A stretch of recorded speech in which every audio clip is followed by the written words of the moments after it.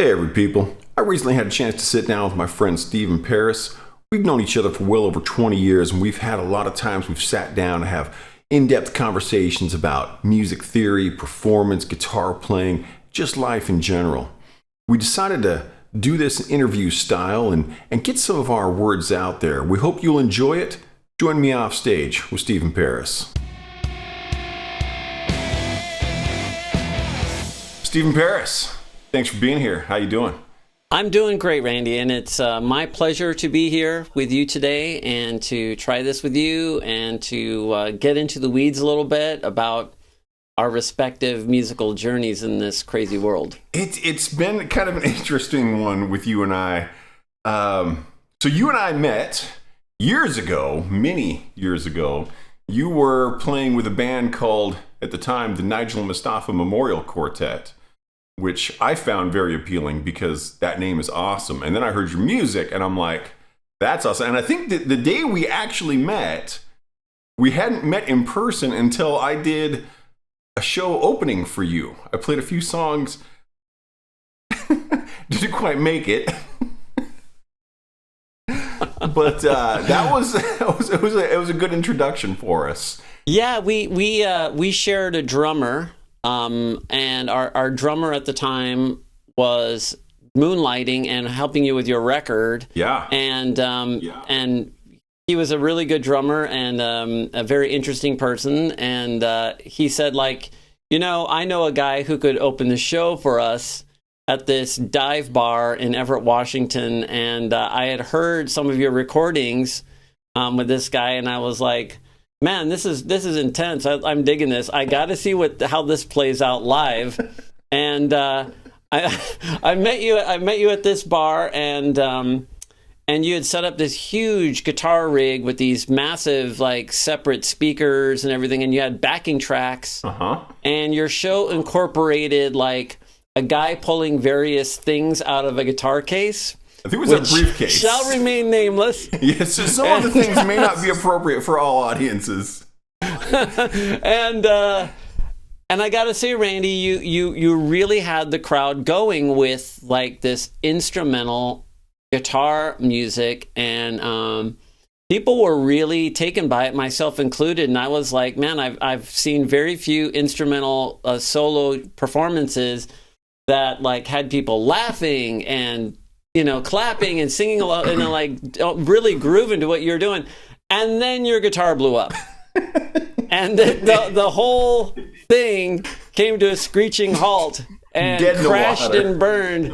But here's the thing, you totally owned it and you leaned into it and you rolled with it, and we're just kind of like, all right, well, somebody put TNT in my guitar and it all just crashed and burned, and people were confused. And I think that's the way you like to leave most of your audiences, if you don't mind me saying. I think I do. Existentially confused.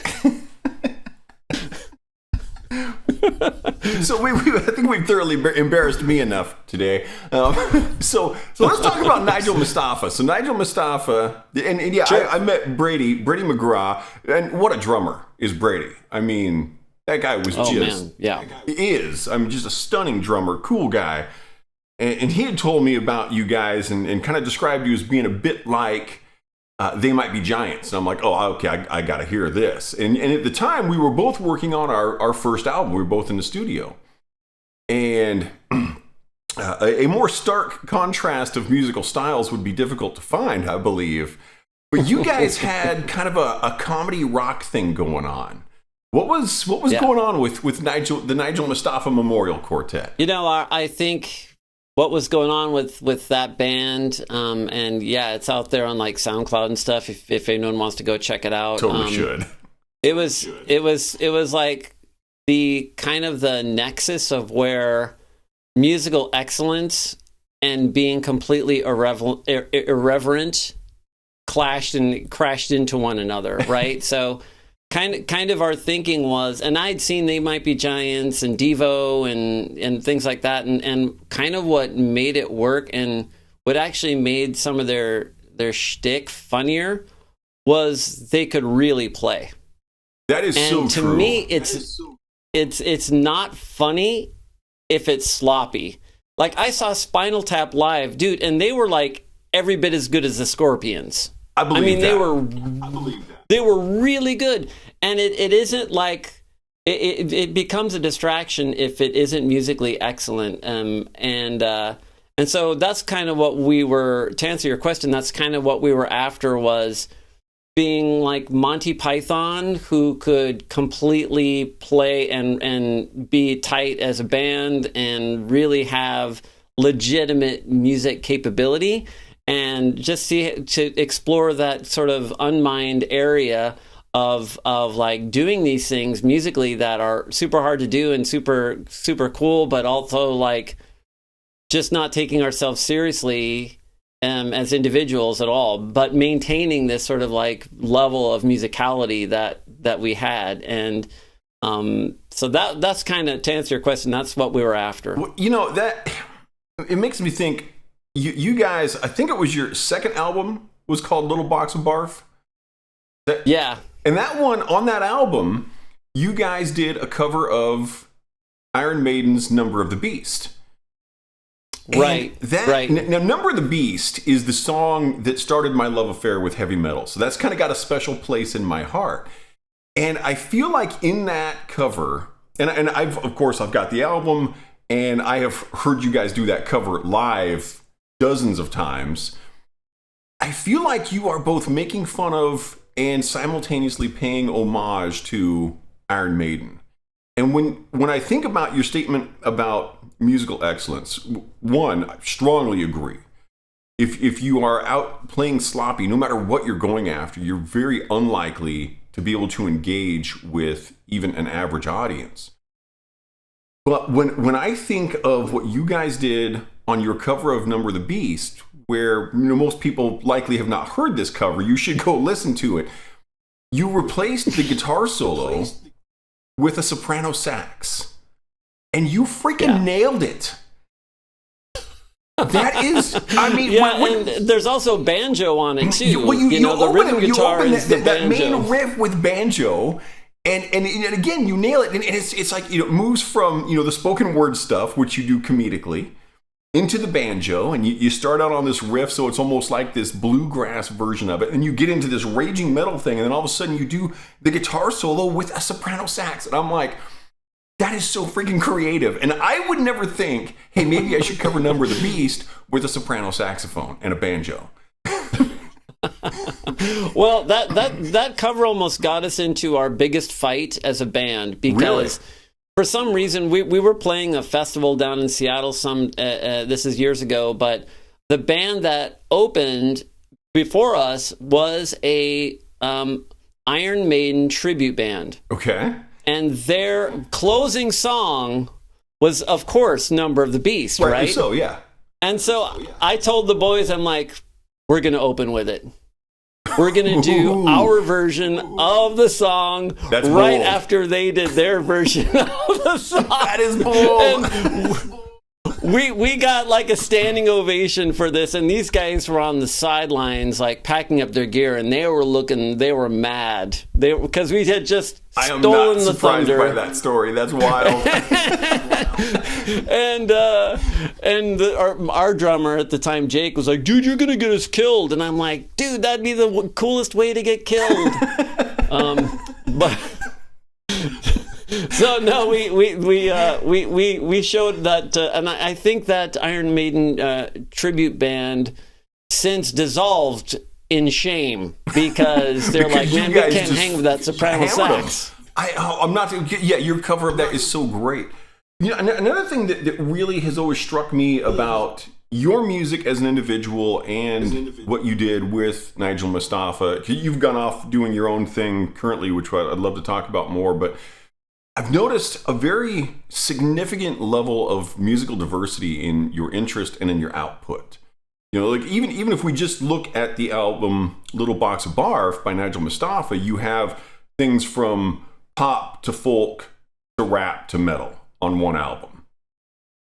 And that level of diversity, I feel like I'm not nearly so diverse an instrumentalist or musician as what you are putting out there. I'm more of a, I do classical guitar and I do heavy metal guitar, and I'm boring when I do both. But so you really got a lot going on, and I think, I hope I'm attributing this correctly. I think it was Geddy Lee of Rush who said, if you have 3 influences, you're a copy.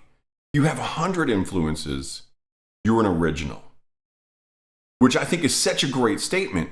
And so it kind of makes me wonder, when you're going into this, very diverse realm that you're playing with, where's that coming from? Not just like, who are your influences, but go deeper for me. Where's that coming from? How are you approaching an understanding of your influence?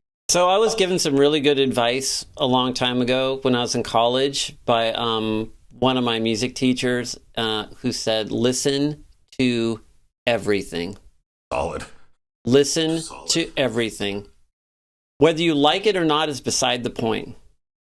Understand the mechanics of what people are doing to create this thing we call music.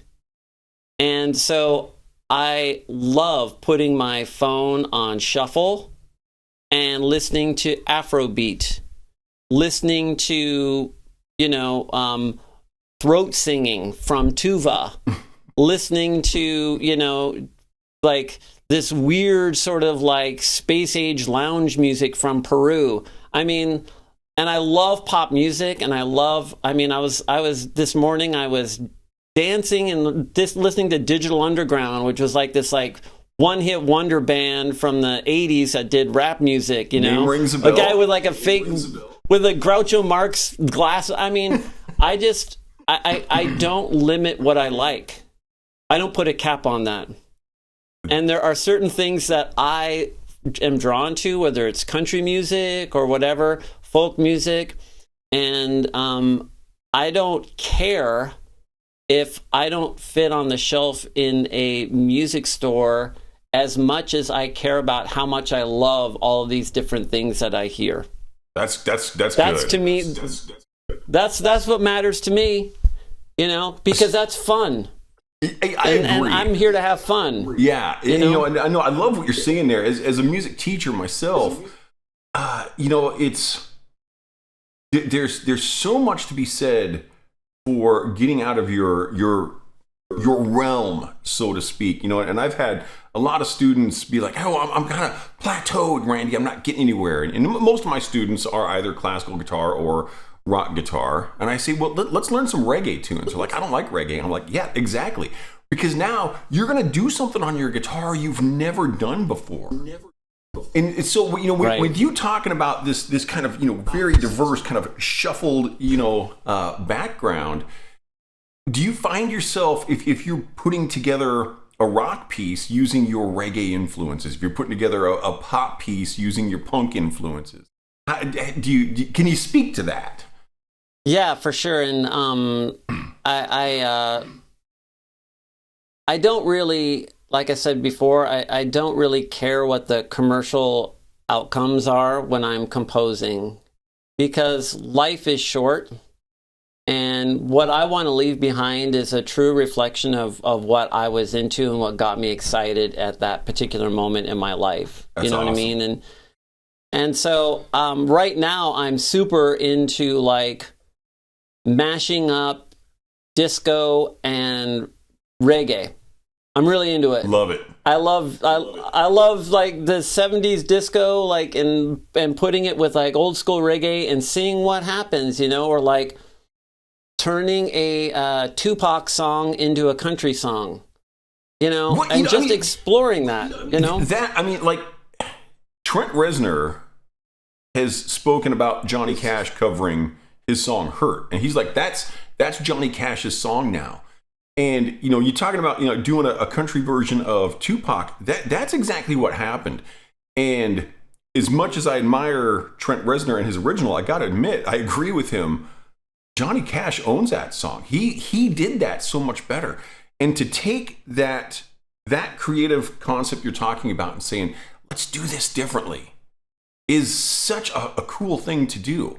And while I don't particularly care for the legalities behind why we do cover tunes, I don't know if you're familiar with the history, the fact that we are able to has allowed so much creative output for so many people that never would have occurred otherwise. And it's allowed for so many fusions, the kind of things you're talking about.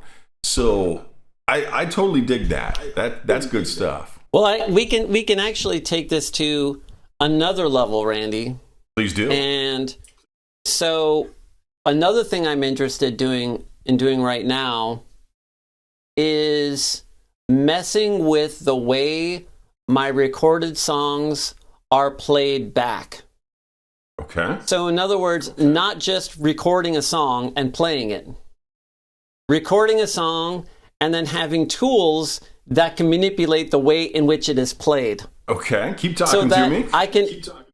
So basically I can take like a track of mine that I wrote, that I created, and I can put little breaks in it that are interesting using technology like this little rain thing in the background. Okay. Adding new effects to the song and sort of like using the song as an instrument to play. So this is a great mindset. It's not just like, to me, so it's like it's one layer to write and record your music, and that's great. And then I believe you can improvise with the way that music is presented to people, and it can be done differently every single time you play that song again. And that is another layer that the technology we have these days can enable us to do. So I don't just see myself as a composer and performer and instrumentalist. I also see myself as a person who improvises with the tracks that I've created. I am very much an improvisational kind of guy. I love improv. You hear me play the same song twice in a row, I'm going to do it different both times. Even if I'm playing the backing tracks, what I play on my guitar is going to be largely improvised. So the kind of things you're talking about there strongly appeal to me. And I don't think there's anything wrong with the type of musician who simply writes a song and plays it the same every time, they sing the same words every time, they play the same guitar solos every time. There's nothing wrong with that. But I don't think that's the mindset that you and I have ever had with our music. It's like, no, let's make music. Not let's just do music. Let's make music. And I think there's a big difference here. It seems like that's kind of what you're kind of going for. Is you're not just doing music, you're making music. And I would say, in addition to that, I'm trying to make moments. Good, and yeah. That is the music and the moment combined is when you have something, and I would submit to you that when I perform live in front of people and I do something with one of my songs or my improvisations on my horn or my guitar or whatever, that it is detectable to them when they notice me discovering new territory.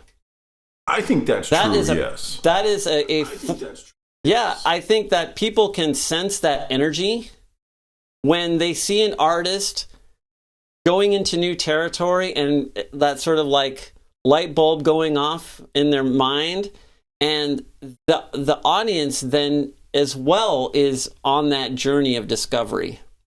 And to me, that is the power of improvisation, and is when you and the audience are sharing this moment where you've uncovered something new. I have felt that on stage. I really resonate with the way you're expressing these ideas right now, because it is a journey. It is when in a live performance, even if you're doing like an online performance, it's a journey with you and the audience, and it's a really interesting thing to watch how an audience responds and reacts to what you do, and whether or not they expected it, and like I said, you can kind of see that and feel that in the audience. Now, I'm a big fan of John Lydon.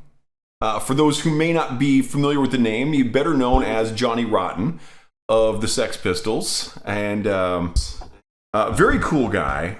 I remember a quote of his where he said, "I'm not here for you, you're here for me," speaking of the audience. And I remember you in a previous conversation, I think a few months ago, you and I were talking, and you said a very similar thing about how you don't really care. You're not there to please the audience. You're not trying to. You're trying to please yourself. And now you a little bit more might be a dichotomy in ideas. Is you are very much talking about bringing the audience along with you on this journey. How do you reconcile this idea that you are there to please yourself, but you are also bringing the audience along with you? I mean, I don't know if this is good advice for anybody who's like considering being a performer or not, but yeah, so let me tell you a story. So we were playing a show. This is with my current project called the Pilchuck Boyz. We were playing a show at an outdoor venue last summer, and across the parking lot was a Taco Time drive-through restaurant, and they complained about us being too loud. And so when one of the barmaids came up and said, "Hey, the Taco Time's complaining about your volume level," and I was like, "Okay." So I turned it down a little bit, and then I changed all the lyrics to our next song to be about Taco Time and their menu. That is such a Steven thing to do. and the phrase "taco crime" was used. Taco slime was all kinds of things that they would not appreciate.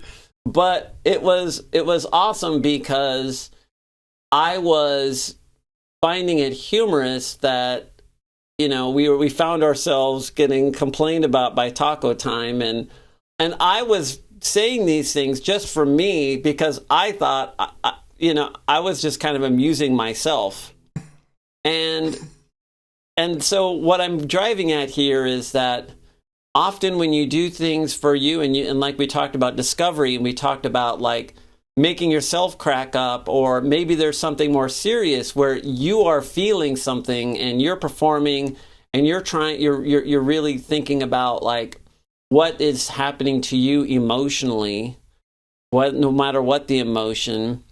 I think what we talked about before was this sort of like emotional osmosis that happens with the audience. Okay.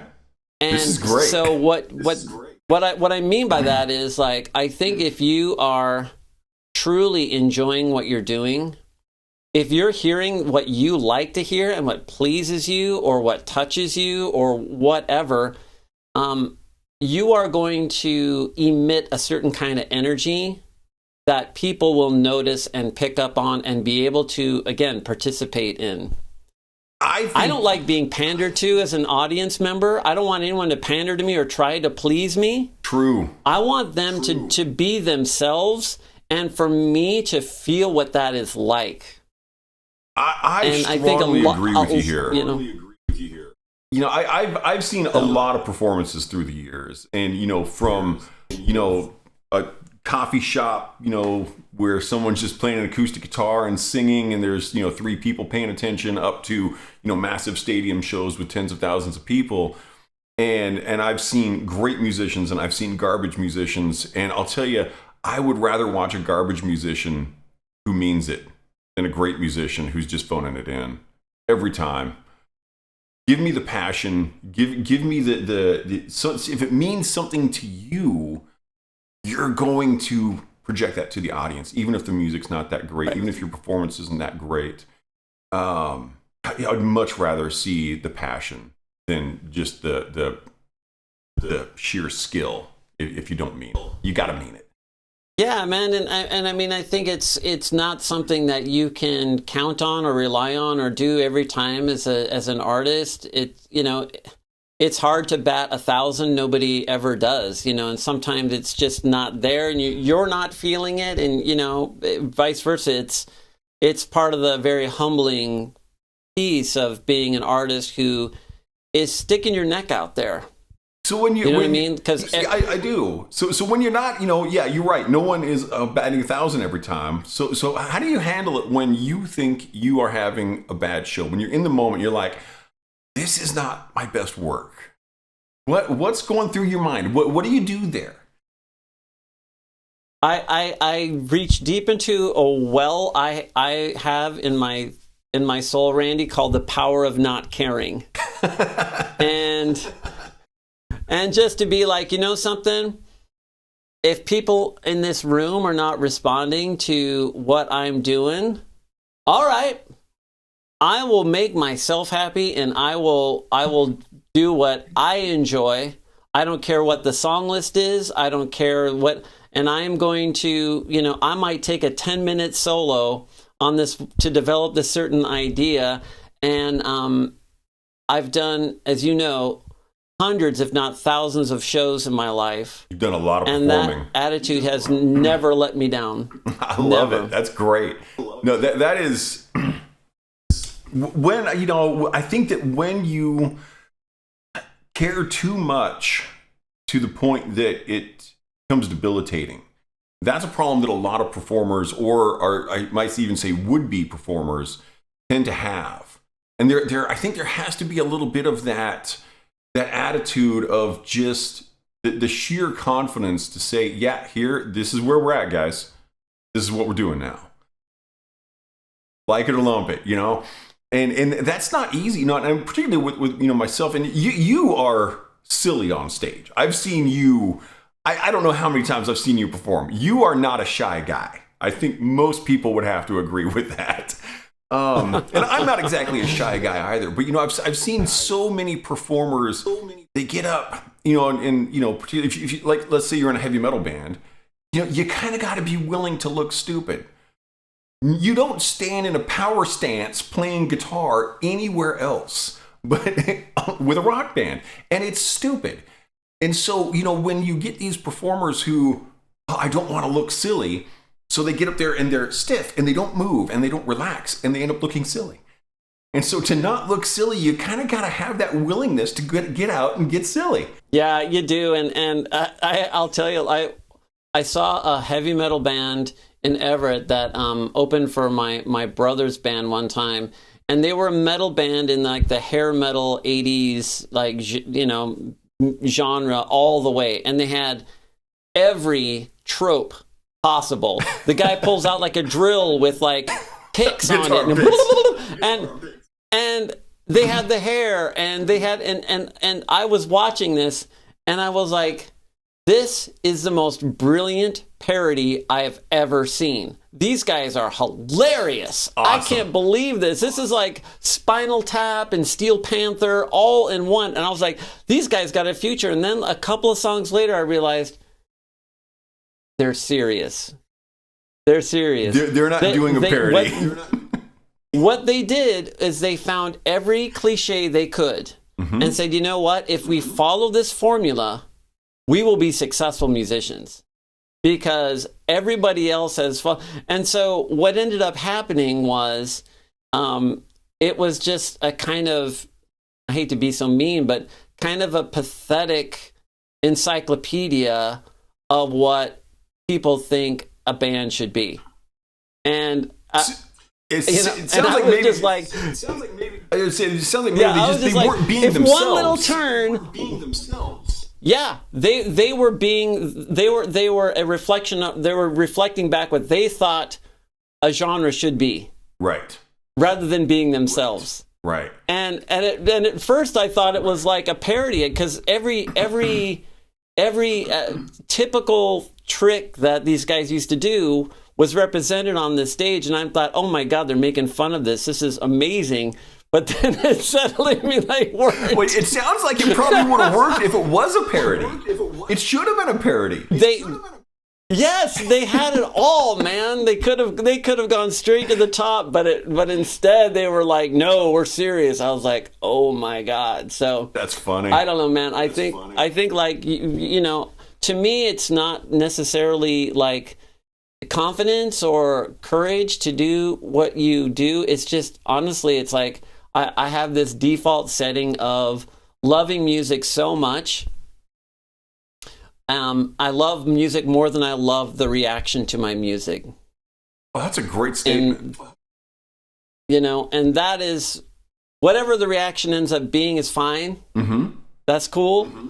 But I really like to feel what that music means to me and how it's emotionally important to me, and or or whatever, silly, goofy, serious, whatever. It's just that feeling that song evokes. That's what I settle down into and sit down on, and that is what I focus on when I perform. So I don't, to me, music is like the most joyful thing that human beings create. It's one of the few ways we have yeah, it's one of the few vehicles we have to make sense of senseless things. Mm-hmm. And I enjoy that so much that it brings me joy. It brings out this like silly person in me that just is reveling in these moments, and I don't care how I dance, or if people say like, oh my God, that guy's so old or whatever. I don't care. It's just like, and to me, that's my way of doing with it. It's doing things. It's not for everybody necessarily, but I mean, that's why I'm shameless on stage, because I'm not apologetic about how I feel about music. You are definitely that. I've got a song I got an album called The Patron Saint of Murderers, and the song is called Voices of the Soulless. On that song, I had this idea before I started composing of what I wanted the song to be. And when I got done, it was exactly what I wanted. Now, I've published over 600 songs, and I think that's only happened like once or twice. It's rare. And you're talking there about, your kind of relationship to the music. How often do you feel like you get that? It's like, yeah, this is what I wanted. I got this right. Your relationship with the music is right. How often does that occur? And if you know, how does it occur? That's a tough one. That's serendipitous, Mm-hmm. I am not a first take, write a hit song kind of person.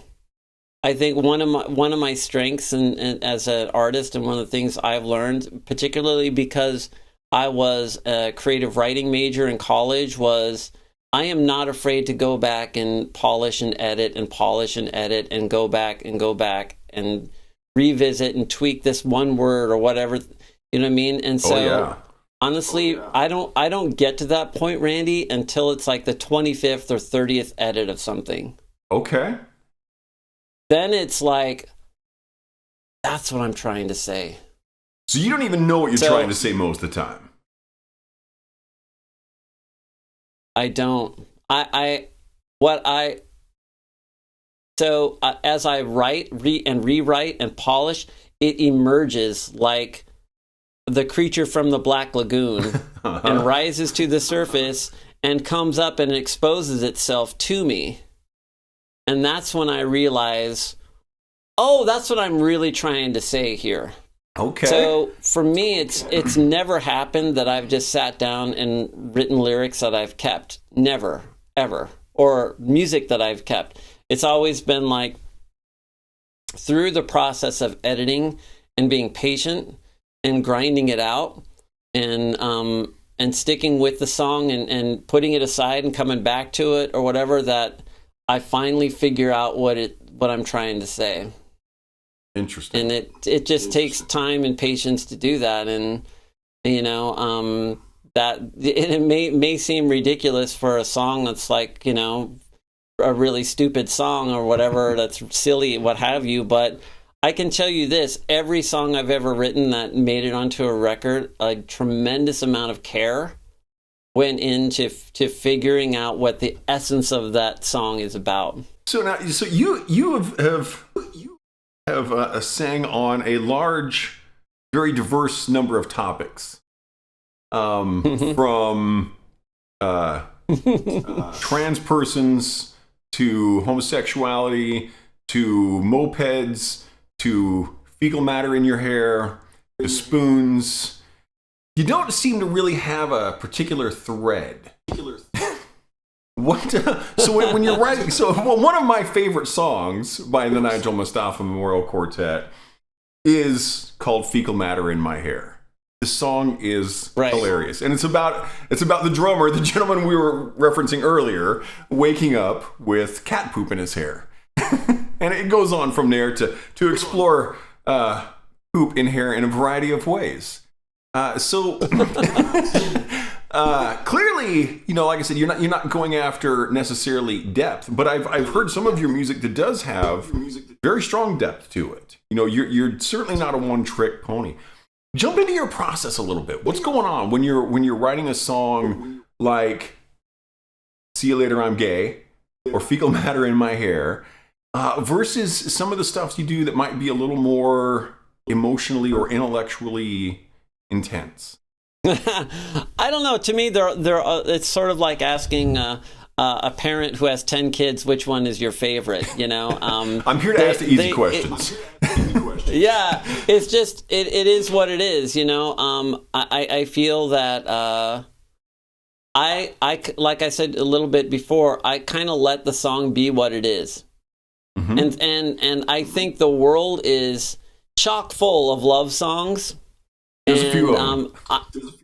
I as much as I appreciate them, and they do matter to me on occasion, but I just, sometimes it feels like, what, when we can throw out phrases like almond roca and make a parallel of that to cat poop in song, I feel obligated to do it because. Yeah, keep going. Because the world needs that, Randy, in desperate terms, and and I write lyrics that absolutely make no logical sense whatsoever, and there isn't a narrative, but somehow it fits the music and the musicality that I'm trying to do. So I would say honestly that there isn't really a process. It's just because I don't there's no steps to what I do, really. It's just like, other than writing and rewriting and figuring out what would, again, amuse me. What do I want to listen to? Right. I want to be able to play that song again later and be like, man, these guys are awesome. Oh, wait a second, that's me. I want to be my own biggest fan. You know what I mean? And so that is why I write what I write, because I write what I want to hear. And if nobody's doing it and I need to create it, then I'll create it. I've said this for so long that I want to create music that I would enjoy listening to. And yeah, I think, why wouldn't you? That makes no sense. When you come back to that passion aspect of this that we were speaking about earlier, and we say, how do you get there? How do you get to that? Well, it's got to be something you care about, I really enjoy doing instrumental improvisation. And there's not a huge audience for that, but for the people that do like that, they're going to resonate with what I'm doing. Or maybe they won't. Maybe they'll resonate with what Santana's doing, but they don't resonate with what I'm doing. And that's fine. But if you're only trying to please other people, you're in a really tough spot, because you don't know how to do that if you don't know how to even please yourself with the music. Definitely. And honestly, you will find your tribe. Yes. If you play what your music is and what you are about, and you put it out there, people who are interested in that will gravitate to you, and other people won't.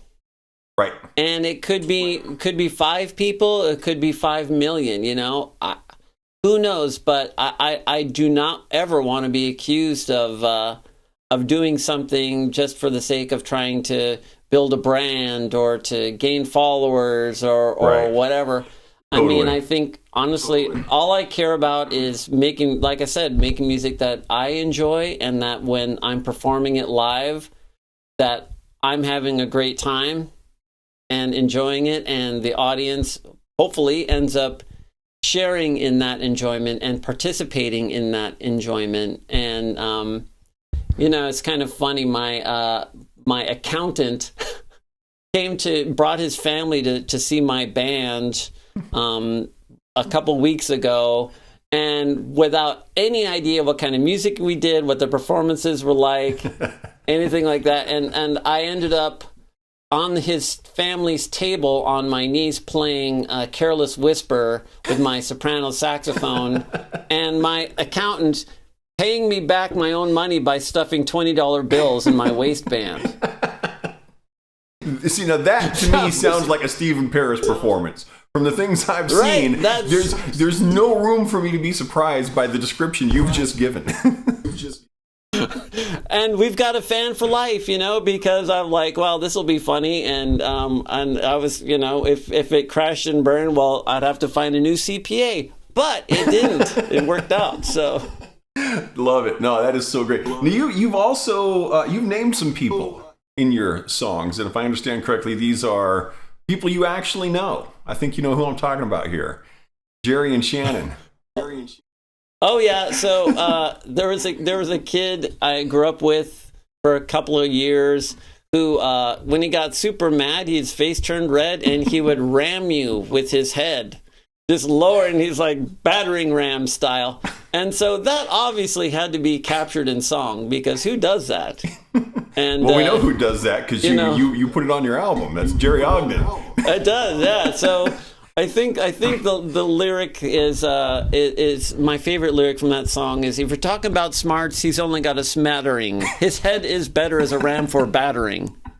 That's the Jerry Ogden song. And then there was another song I wrote called Shannon Bohannon. That was an actual person I went to school with, and I made up this narrative about, because Shannon was super hot, and but I'm like, Shannon, your last name is Bohannon. And so you pick Shannon. Okay. But anyway, Shannon was great. Wonderful lady. Kind of had a crush on her, you may have guessed. And so I wrote this sort of false narrative about Shannon Bohannon. And somehow or other, like on an elevator or somewhere, someone said, like, hey, aren't you from Nigel Mustafa? Like, I used to date Shannon Bohannon. And I was like, there can only be one. At any rate, apparently she did hear the song and she liked it. So, nice. I'm happy that's the case. But yeah, and there's been lots of times on stage where people will tell me a little tidbit about themselves, like, oh yeah, I work at a frozen food processing plant. Well, you shouldn't say that, because on stage I went off to like this long rant about frozen peas spilling on I-5 and cars unable to stop, and so, it's all of life is fodder for improvisation, and I take that literally, and so many occasions has that kind of thing happen, but it's all out of the warmth of my heart. It was I feel that because there is a small mention of me in one of your songs.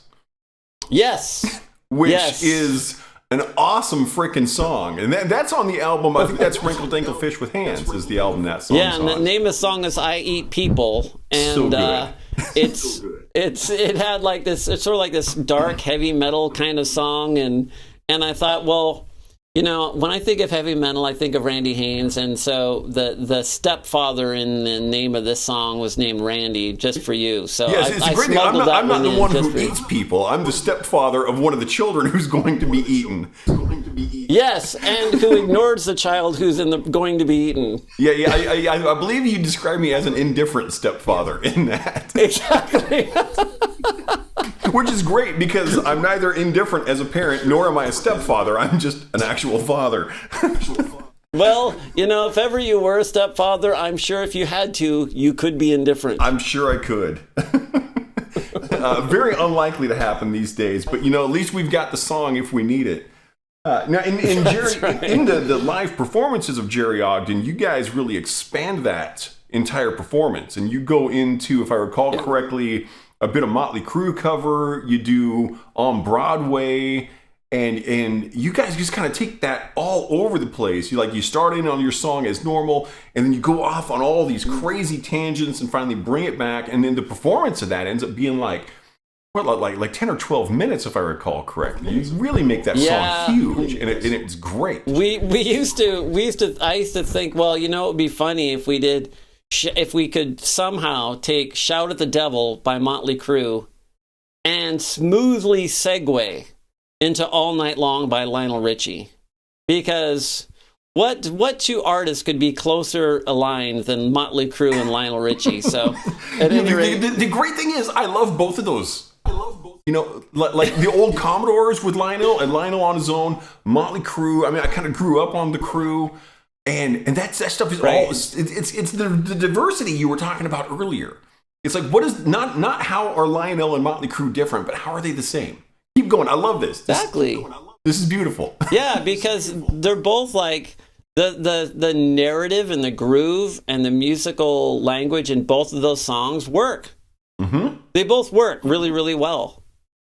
And so why can't they be kissing cousins in the same song? You know what I mean? I dig it. And like people pick, oh, I'm going to make a medley and it's going to be, I don't know, it'll be Neil Young, and then it'll be Pearl Jam, and then it'll be, you know, Crosby, Stills and Nash and Young. And it's like, I like to, and this is one thing I would say to all you young artists, if you're listening, never underestimate the power of surprise. Oh, never. So true. So you true. know, like even if it's just like a time signature thing, or you modulate to a different key or a different scale, or you throw in a lick from a famous song, that element of surprise is so important. Well, you know what I mean? And I think a really good example of that is the song YYZ by Rush. Everything about that song screams, no one should ever hear this. It doesn't stay in 4/4 all the way through. It doesn't open in 4/4. It opens in 5/4. The rhythm of the opening is based on Morse code. It opens with a tritone, which shouldn't work musically. You know, and everything about that, it's an instrumental. There's no lyrics. And nonetheless, that song has been on the radio for over 40 years. Yeah. So if you were speaking earlier about this band that was just trying to make it through being formulaic. Well, there's no formula that says YYZ is going to work. There's no formula that says anything Rush ever did should have worked. Rush is this crazy anomaly, but they made it work. And if you're a fan of Rush, which there's a few dozen of them out there, you recognize that throughout the course of their career, they were wildly experimental.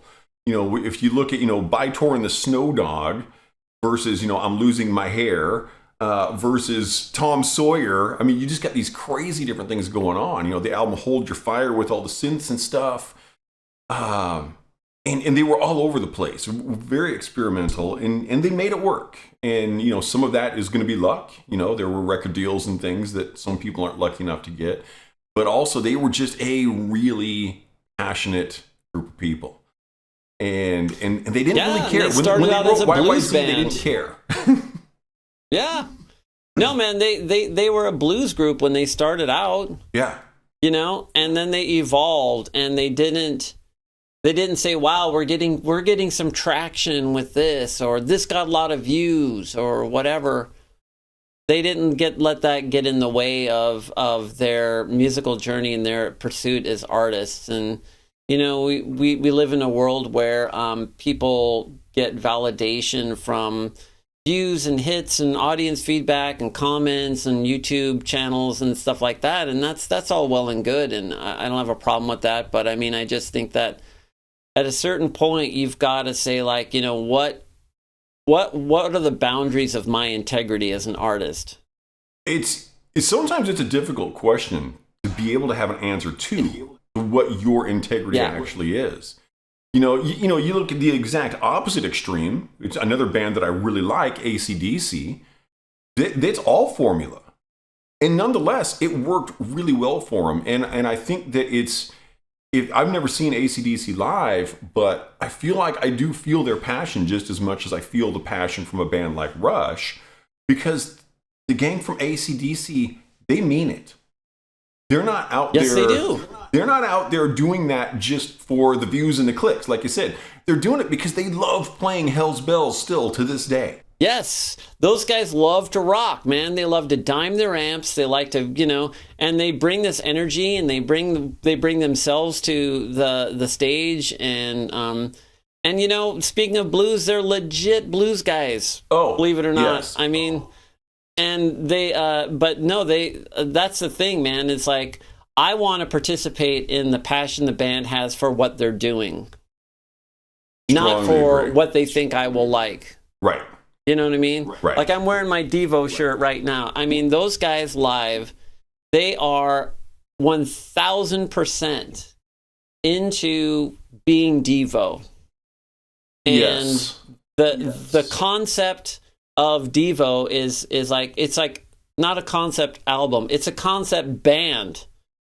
And That's a all good the way to put albums it. are concept albums, you know? And so you go to see them and they're like in their 70s, almost 80 years old. And man, they rock, dude. Good for Because them. they're still there. Right. They're still impassioned about de-evolution. They're still crazy about, in love with what, you know, music can be. And I don't know about you, but like when I got my first hands on like a Devo record when I was in the 5th grade, I was like, music can be this? That, you know, somewhere along the lines, I think most of us musicians have had that experience of, wait, I didn't really realize it could be this cool. And I've had a few experiences like that in my life, you know, where you hear the song, you're like, wait a minute, that is not what I thought was going to be music.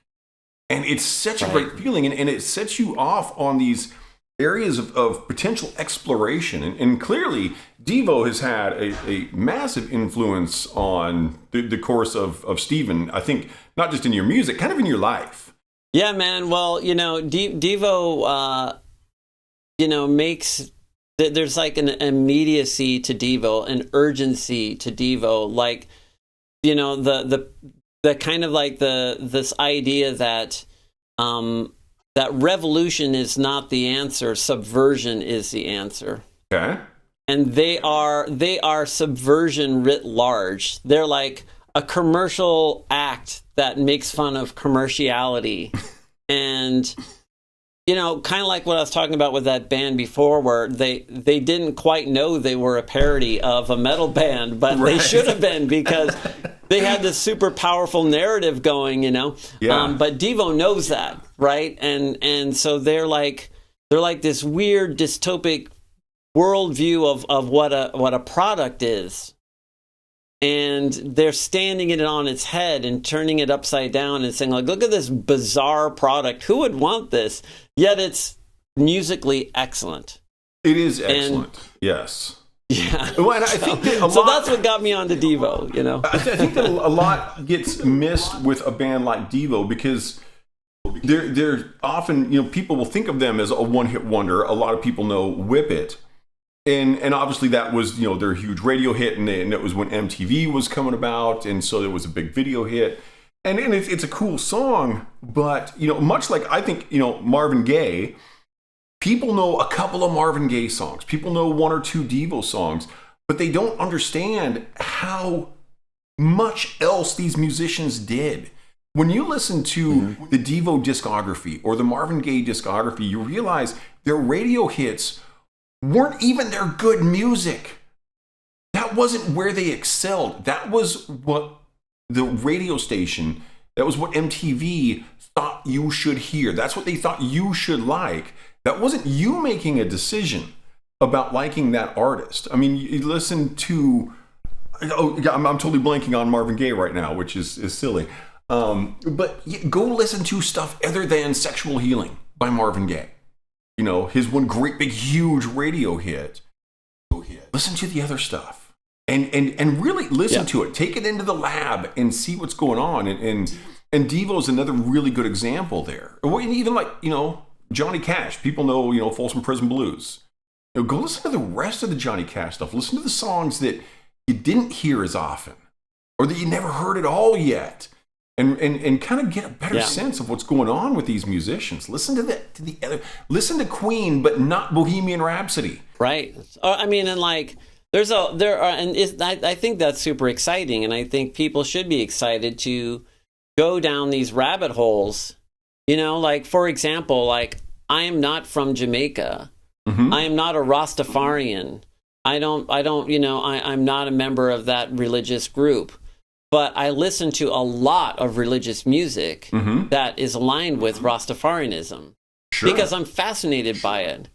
It's and great because music. and just their ideas of syncopation and rhythm and so are so like foreign to what I was raised on. Mm-hmm. I'm just drawn to it, and I can't. It's like I don't know why I should have no business loving reggae music like I do, but it's just so good, you know. And like the feeling that they say, like when someone talks about Jah or whatever, you know, I don't know much about that, but I get to participate in it because the music is so emotionally available.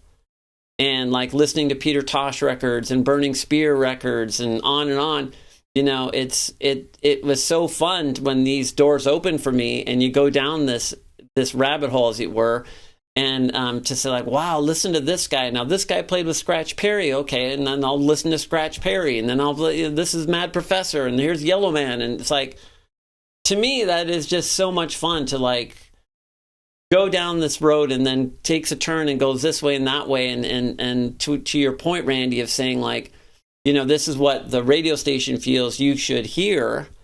And like bands like Devo that have a deeper discography, or Marvin Gaye or whoever, I encourage people to like say like, gosh, James Jamerson played on all those Marvin Gaye records. Oh, James Jamerson. I'm going to go figure out what he played else. What else did he play?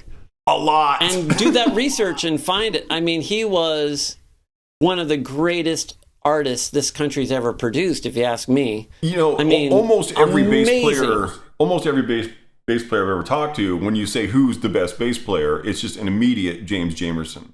Some people will say Jaco Pastorius, but almost everyone just, James Jamerson. He was, that's how you do it.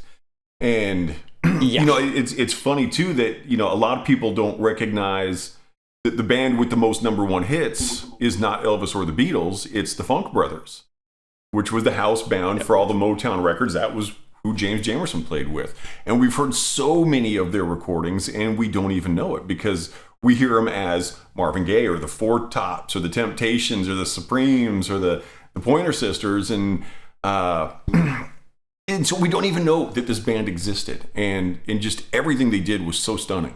Yeah, man. So, I mean, like, you know, bringing this full circle, Randy, like, you know, for me, and I know you're this way too, like, we may gravitate to certain things, but we've surrounded ourselves with these orbiting planets of other genres, of other artists, of expanding universes, of things that we're curious about that inform us or not. You know what I mean? Yes. I totally know what you mean, and I love it. You know, so everybody should do that, man. It's why we have the technology to record things and to share it and whatnot. And I mean, I was listening to these kids the other day on YouTube. I think their video had like 340 hits, and I was like, man, these kids are killing it, dude. They were so writing their own original music, and they had horns and stuff, and it was just like, it was really, really good. And I don't know. To me, there's no end to what you can do to improve your ears. Mm-hmm. What you can do to expose yourself to new things and to absorb that, you know, and to like hear things differently. And you know, it's so fun to do. I don't see why more people don't do it. You know, I don't know. But you know, that really hits me as a music teacher.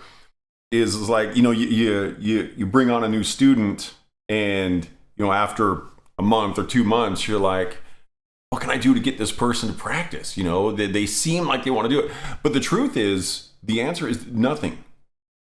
Because if you're not the person who just wants it, you're not going to do it. I know probably half a dozen authors who have never finished writing a book. It's like, well, should you really call yourself an author? Why are you say you want to be an author, but you don't write? You say you want to be a musician, but you don't play your instrument. You know what? So you say you want to be a botanist, but you don't study plants. You gotta kind of. There's a point where you just got to say, hey, either you're going to do it or you're not. And you know, you and I, we actually do it. You know, I'm sitting here with a guitar in my lap, not because I thought I was going to need it, just because there's normally a guitar in my lap. It's just kind of who I am.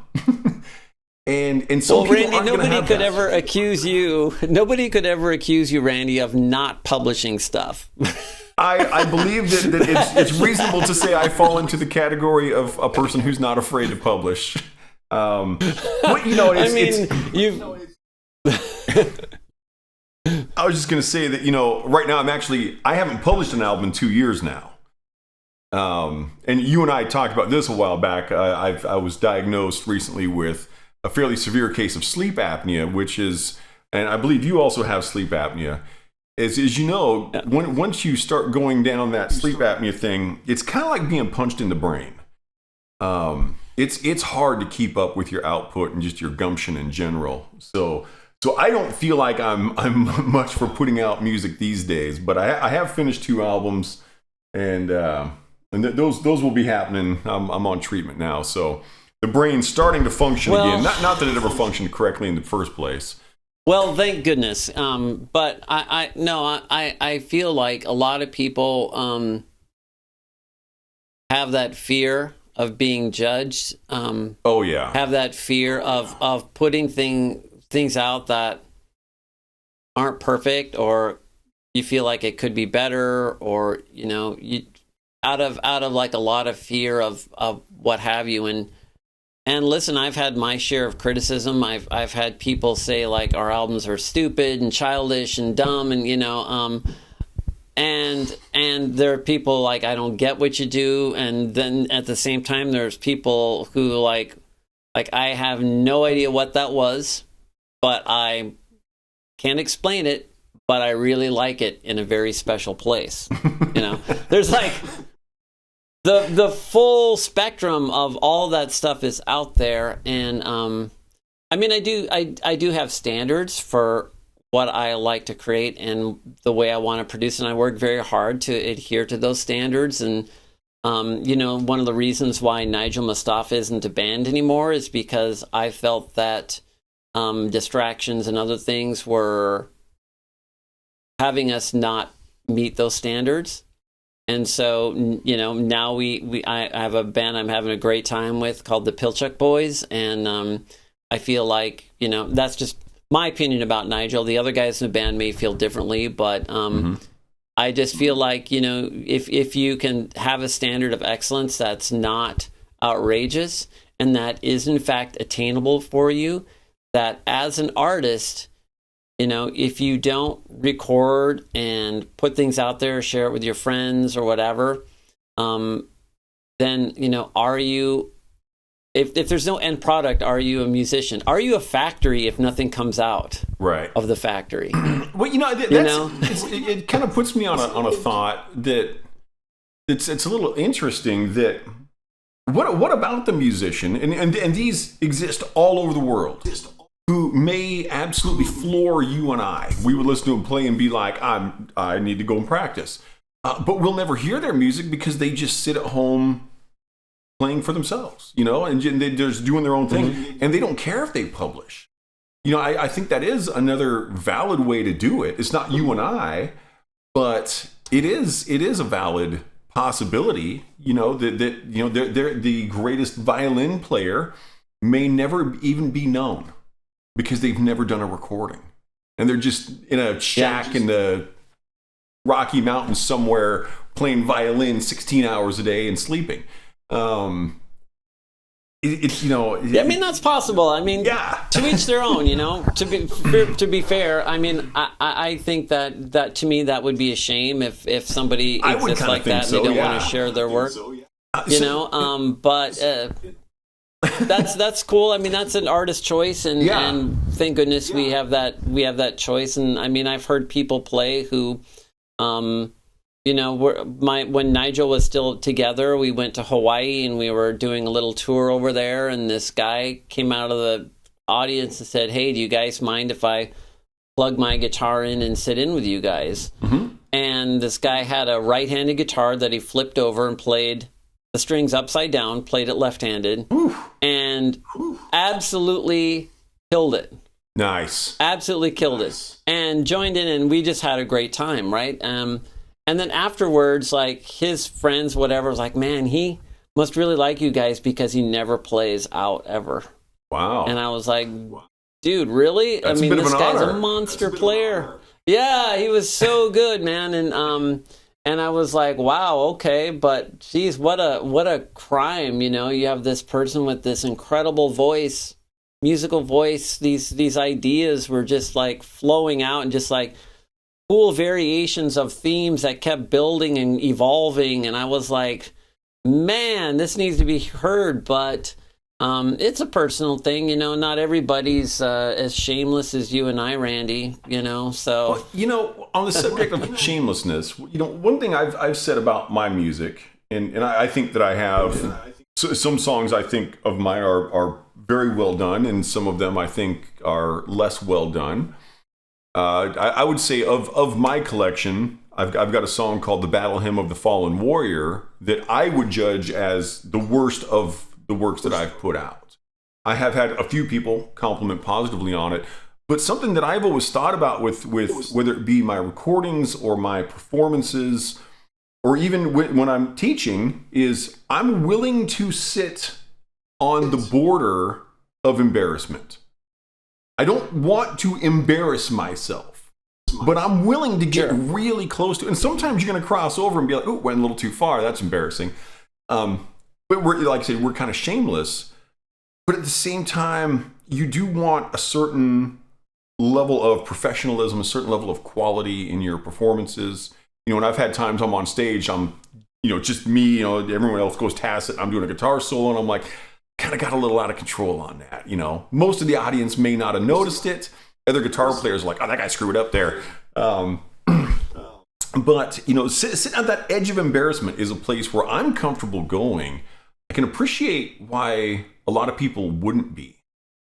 And, you know, you were talking earlier about how you really spend a lot of time refining your songs. Where, like, for a while, I was putting out an album once a week. You don't have time to refine an entire album over the course of 7 days. And so where are you, like, with that, you know, how willing are you to go out and step into embarrassment, toward embarrassment? Clearly, you're not, like I said earlier, you're not a shy guy. Yeah. Well, you know, there are certain times when train wrecks become beautiful. Yeah. And okay. Your train wreck was a beautiful one. That was epic. It was so well timed. See, but even at that, I was not embarrassed that night. Why would you be, man? It was awesome. The crowd went crazy. It was so great. And you know, I think that I have certainly had train wrecks and things where the moments where I said the wrong thing or did the wrong thing. And there's like this moment when, like, you just say, like, "Wow, that was terrible." And but, you know, people in audiences and my fans or whatever of our music, they know we're human. Yes. And they can relate to that. Who can't? Who hasn't, like, had a huge embarrassing blunder in their life? You know, we've all been there. Yeah. And I think the key is to just lean into it as a human being. That's very much the way I approach it. Yeah, and it's like, you know, you can't put bubble wrap around yourself and leave the house. Right. It's just not feasible. So, you know, you might as well get comfortable by removing the bubble wrap and just, you know, take your lumps as they happen, because they're going to happen. Mm-hmm. And it's okay, you know. And sometimes things crash and burn and fail. And some people are like, "Wow, I'll never see those guys again." And other people will be like, "Dude, that was awesome. That was so awesome." So I know, I love it when that happens. And so, yeah, your famous crash and burn was like, honestly, Randy, the way you handled it impressed me almost more than your show itself. Let me put it that way. The way you were you were so graceful, in the way that you just like well, that was a thing. Well, all right, it was great too, because that particular song I was playing is called Mental Floss. It's off of my very first album, and it starts out, you know, kind of comes in a little heavy, and then it slows way down, and I do like this wail song on my guitar and stuff. And then it starts ramping back up. I think it's like a 11, 12-minute song. Starts ramping back up, and we're just getting to that ramp up part. just when the song's about to just really start raging. So I'm like ready to get into it on stage, and then it just full shutdown. It was so awesome. Yeah, and like you just did not bat an eye. You're like, wow, okay, well, and it was just such an apropos thing. And the great part about it was you could never recreate that. No, ever.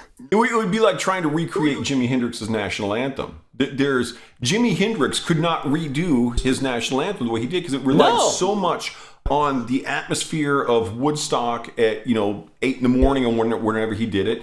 There was so many confluences of different feedbacks from his guitar. It is not possible to recreate that event. And my thing is, why would you want to? Right? You don't have to do. It's the improvisation thing. That was, even though in that song there's no improv. I was just playing the rhythm guitar parts. In fact, I don't even think there's a guitar solo in that song. Now that I think about it, but it's the performance was all improvisational, and I think that people. It's good to recognize your improv is not just the notes you play on your instrument. It's everything about it. It's your facial expressions. It's the way you hold your freaking shoulders. The way you present yourself. I would so not want to try to recreate a performance that I've ever done or that anyone else has ever done. Yeah, and like I said at the onset of this chat, like it's about shaping the moment. Yes. It's not necessarily about music. Correct. Music is the main form of currency that with which we trade with people, but it is not the context as well. No, and I really like that statement that it really is the moment. It's not the music. I'm going to use that. I'm going to steal that from you relentlessly, and I'm probably not even going to credit you with it. No one will ever know because it's not like we're doing a public interview. But it is. Yeah, it's a great statement. Well, thank you. I mean, I just feel like we have a limited amount of time, and when we are together, and if I'm in your headphones when you're at the gym, or whether you're sitting in front of me on the stage, we have this moment to share, and that's fleeting, and we might as well enjoy it for what we can and discover together what we can in that moment, and that's been, my guide as an artist, my whole career as a musician, and that of course has risks and rewards too. I don't think anybody could ever accuse me of being programmatic or that two shows are alike or anything like that. So that would definitely be a false accusation. For better or for worse. Yeah, absolutely. But